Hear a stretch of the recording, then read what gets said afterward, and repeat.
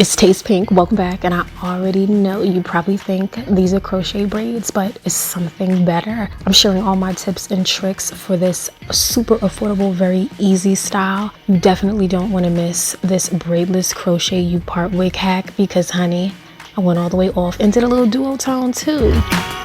So of course you're going to need the oval part crochet wig cap, and I get a lot of questions about the construction. At the back there is a larger comb, and then once you move towards the front around the oval there are a total of 3 combs. This is how you attach the cap to your head. Don't worry, I'm not trying to steer you in the wrong direction.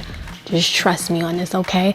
And also, just so you know, there are 2 pieces of plastic that hold the front of the cap together, so don't trim that until it's time to install the cap.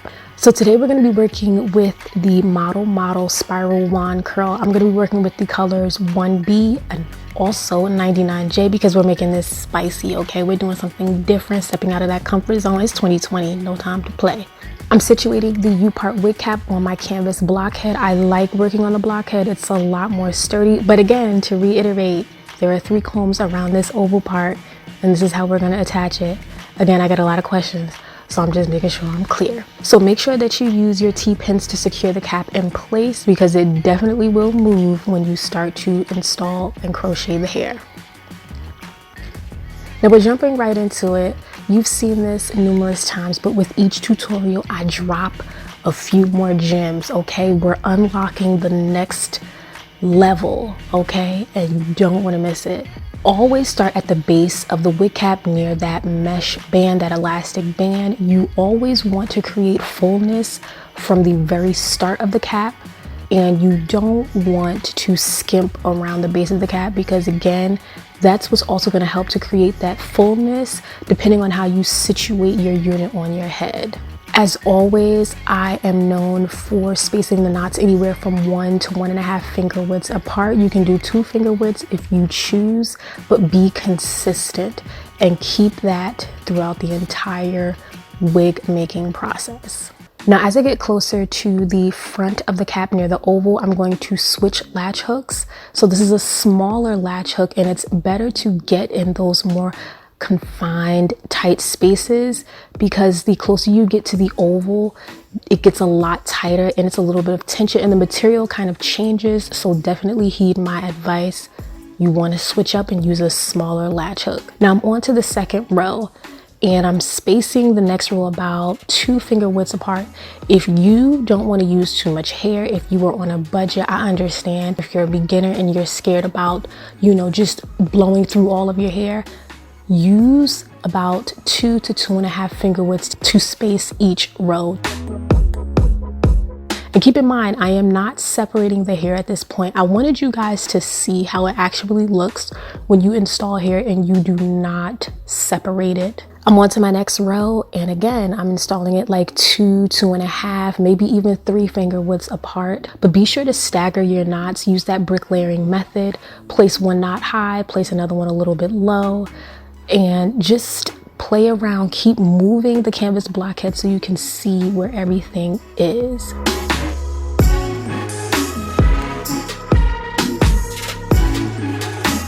Now this is what exactly 2 packs of hair looks like, and now I'm going to start separating the hair.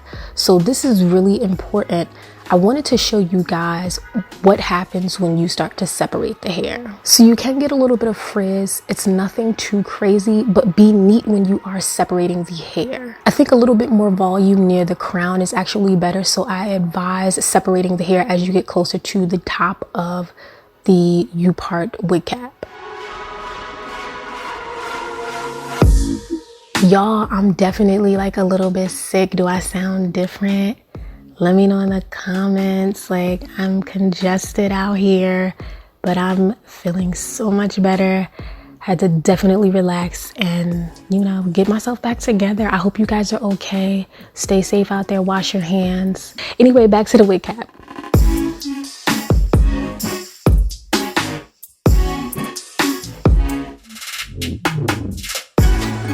Now, as I move closer to the area around the oval, I'm going to switch that latch hook 1 more time And I'm going to start crocheting in pieces that I've separated.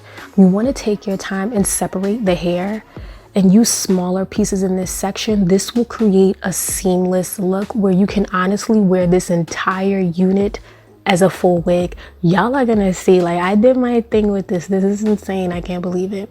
And whereas I may have placed each knot 1.5 to 2 finger widths apart, I'm going to space them significantly closer in this area to make sure that I have one volume, but to make sure that I conceal that U part, okay? Because you don't want it to be visible once you install it on your head.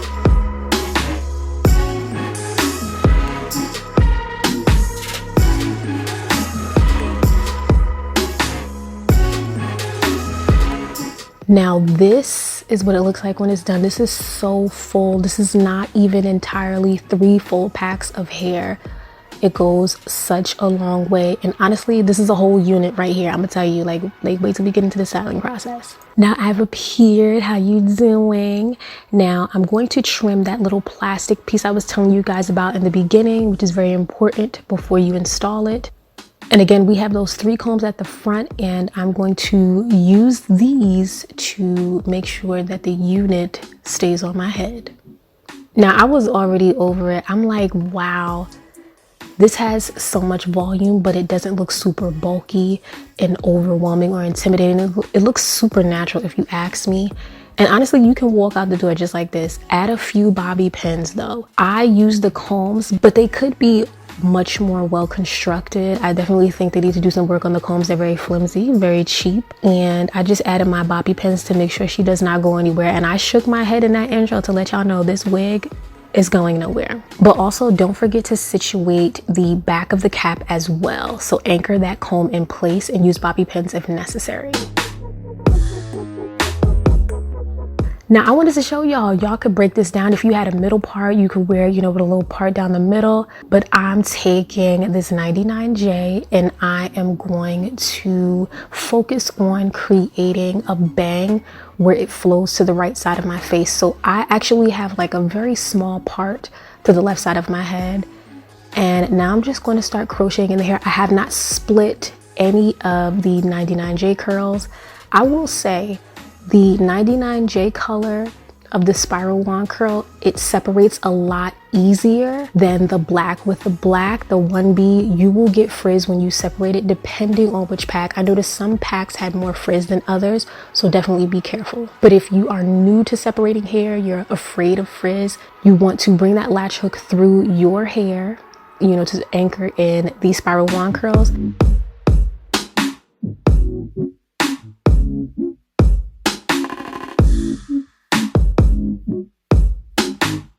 But then you want to go in and separate the curls like so.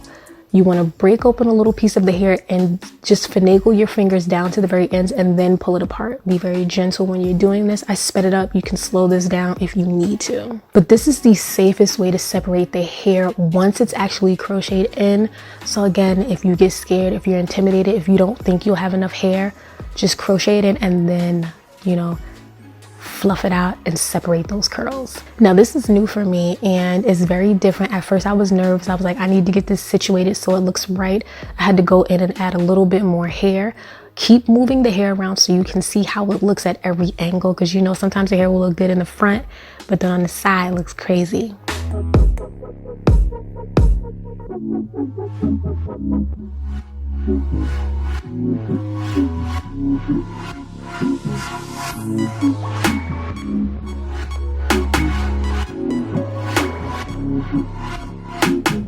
Now once I was about happy, I went in with the herbal essence. This is like a soft hold mousse, and I'm just using what little I have left to just coat the hair a little bit, because I'm actually going to go in and trim this ever so modestly.